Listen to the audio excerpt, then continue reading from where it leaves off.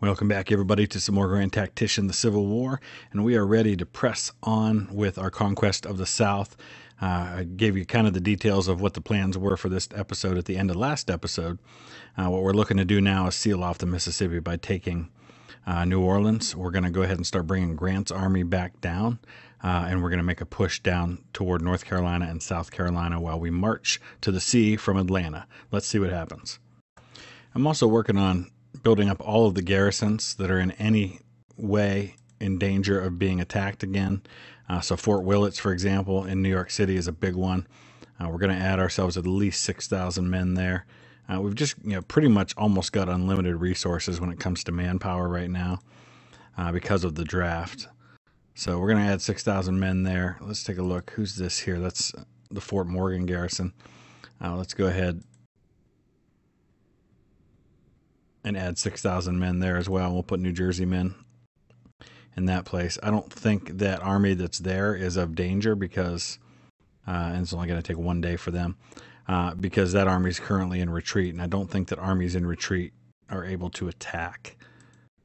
But I think 6,000 men in each of those forts should do the trick. Someone asked me in the comments about upgrading forts. I mentioned wanting to upgrade forts, but no, there's not currently a way to do that, but I was sure I read somewhere that that was something that was coming, kind of like upgrading supply depots, but maybe I'm wrong about that. But no, right now there's no way to upgrade a fort. We're waiting right now for Fort Sherman in Atlanta to get its 9,000 men. Once it does so, that's when we'll go ahead and move forward. Where's Van Dorn withdrawing? Let me take a look and see where that is. So they basically conceded Arkansas to me because I think he sent his Army of the West down toward New Orleans. So we're going to go ahead and move on Little Rock. Let me see if we got other cities we want to take first. Let's take Fort Smith, and then from Fort Smith we'll move down to Little Rock and take them as well.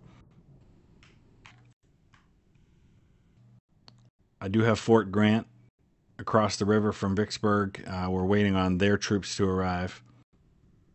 But in the meantime, our Army of the Gulf and the Army of the Mississippi are both ready to pounce on Baton Rouge. We've got 29,000 men here under Pope. Oh, what's this? Oh, it's the Second Corps of the Army of Virginia fleeing in panic. Yeah, that's good. Just means it takes me a minute to get back over to where I was. I should have had it on pause while I was doing that. Looks like he's trying to hit me in Atlanta, so we may have a battle happening there before too long. In terms of the Navy, he's got a lot of ships down here near New Orleans, so he's going to put up a fight with his Navy, but we're not going to do this with the Navy. We're going to take it by land.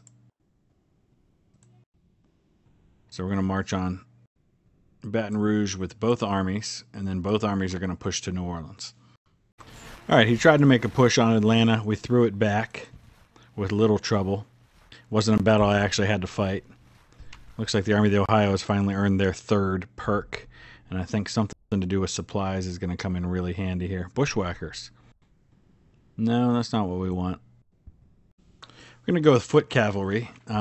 Just allows them to go on forced marches better, which we're not really going to use, but there may be some point where I want to. Fort Sherman lost their commanding officer killed in action during the attack, of course, because there's no men in there right now. Let's give them land torpedoes. We're going to have to put a new commander in charge of Fort Sherman. All right, we've got Eugene Carr. We're going to give him command. I don't know why he's out of command. He led his unit in the Battle of Fayetteville. Must be because we combined some forces. I did just notice that Winfield Scott Hancock is now available, and he's pretty highly rated, so I feel like that's somebody we should probably get into the field, maybe even. What's Pope's stats look like? They're not great. All right, Pope, you've done everything I've asked you to do, but you know what? Hancock's just a better general. So Hancock it is. Winfield Scott Hancock takes command of the Army of the Mississippi. Let's see how he does. All right, we're going to move the 7th Division down. We've already taken Tuscaloosa earlier when Grant was down here, but we're going to move the 7th Division down to take Montgomery. We should have Baton Rouge at this point, but let's take a look and make sure. Fort Grant still does not have its reinforcements. All right, we've got Baton Rouge, and that is our big step before we can move on New Orleans. So we've got 28,000 men under Hancock in the Army of the Mississippi. Let's move them out. It'll probably start with taking Fort Livingston. I don't know how much of a problem it's going to be, the issues we may have with his Navy, because he's got so much naval power, because we really did neglect that. Looks like the Army of the West is heading east, so there's really no major army to defend New Orleans. Here's an updated look at the front lines. Pretty soon Arkansas is going to be blue. Good bit of Louisiana. You can see basically the entire Mississippi River all the way as far as New Orleans is also blue. We're going to work on the last part of Alabama here, and we're about to start our march through Georgia. That'll leave basically North Carolina, South Carolina as the only places left to conquer. All right, so he's sent 4 squadrons to take on my poor little Mississippi River squadron.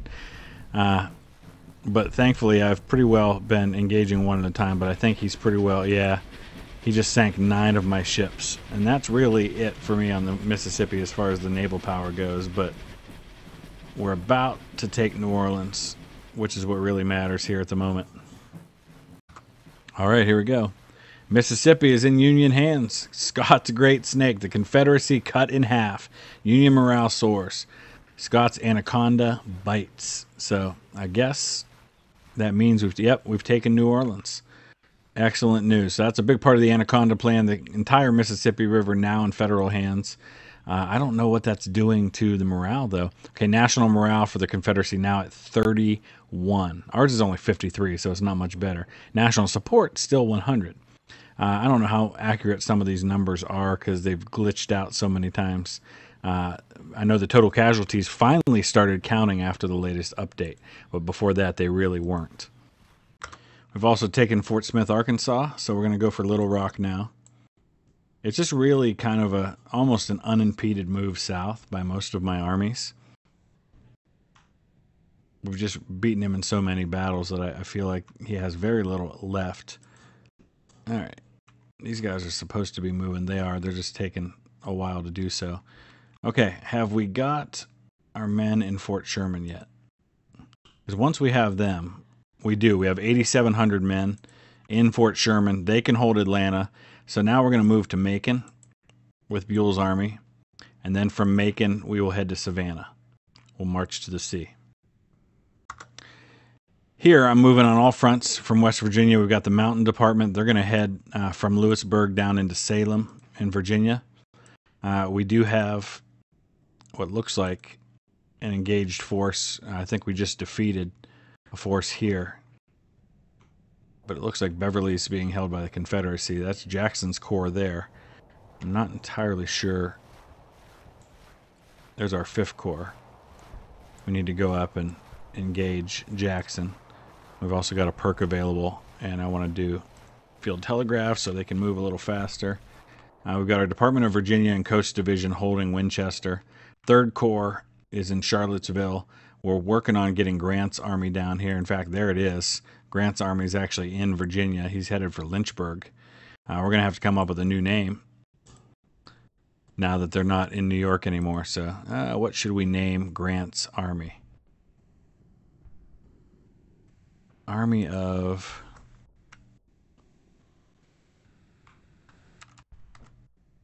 Army of the Carolinas. Although I think I put an extra space in there.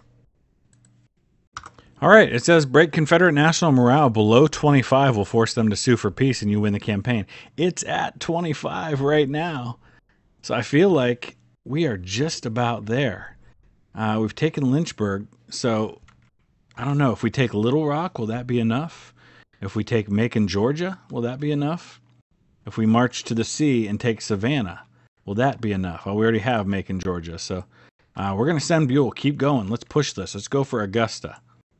Macon and Augusta were both larger cities than Atlanta at this time, but the population of Atlanta started to really skyrocket in the 1860s and beyond. So let's just push for victory points. We might be able to win this thing in this episode. which part of me is excited just to see how it ends, but also because I want to start an 1861 campaign as the Confederates, because I feel like that's going to be a much greater challenge. We've got New Orleans. What else do we need to take? Let's go for Little Rock. Well, right now it's a race. We're going to see if Little Rock can be taken first, if it's going to be Augusta, if it's going to be Montgomery, Alabama, because we have armies moving on all three. And that's before we even get to move Grant down toward the capital of North Carolina. So it looks like Little Rock might be where we arrive first. Let's see if that's enough to push Confederate morale below the breaking point. Let's zoom in on Little Rock.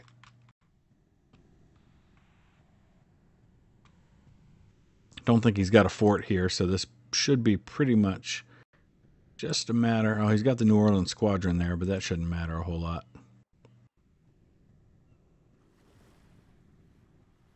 All right, what siege is showing up right now? 2 sieges. Augusta. Oh, so we're laying siege to Augusta, Georgia. We're moving on Little Rock. Oh, I'm anxious to see if this works. Army of the West in contact with the Army of the Gulf. Are we going to have to fight one more battle before we win this war is the question. Army of the Gulf has how many men? Battle of Baton Rouge. 5,800. Oh, that was Van Dorn. Oh, yeah, that is this battle. Yeah, I don't think we need to fight that one. Auto-resolve. Because the Army of the Gulf is going to be supported,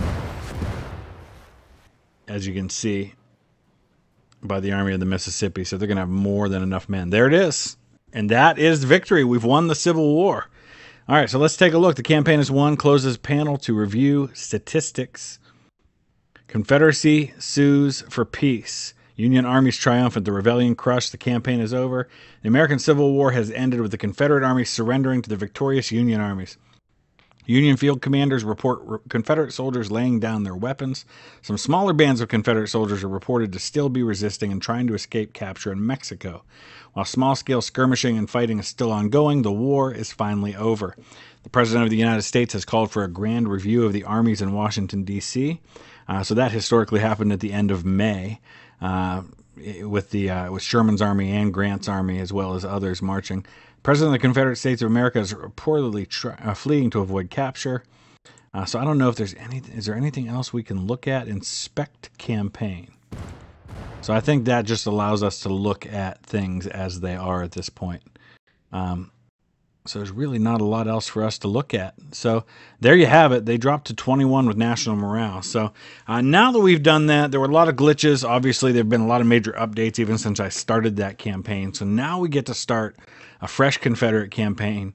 We'll start that here in a few days. And we're going to start by getting all of those patron units in. So all of you folks on Patreon who have units and maybe didn't get to see your unit fight much, if at all, that will change in the 1861 campaign, because every new unit that I create will be those patron units. So they're going to make up the majority of the army from the very start. So we're going to see a lot more from them. I expect a lot greater challenge fighting as the Confederacy. And so if you have any input as far as what you think I should do with the aggression, with the settings, I think I'll definitely turn aggression up a little bit so that the Union is attacking me on all fronts regularly. I think that'll make for a greater challenge as the Confederates. I can't bounce from one army to the other. I'll have to be able to stop him everywhere. So let me know your thoughts. Use the comment section below. Drop a like if you would. Hope you've enjoyed this campaign. We'll see you again in a couple of days when we start a new one. Thanks for watching.